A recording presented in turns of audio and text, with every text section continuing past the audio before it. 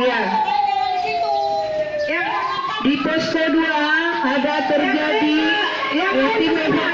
tim evakuasi. Bahwa gempa terjadi pada hari Minggu tanggal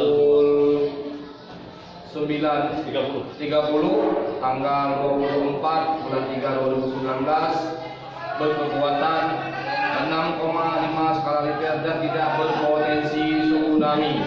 Sekian, terima kasih.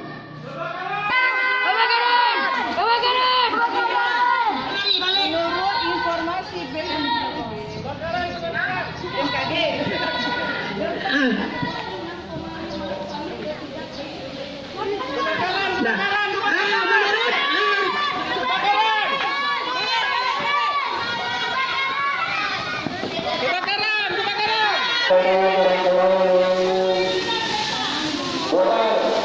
Jangan pegang itu.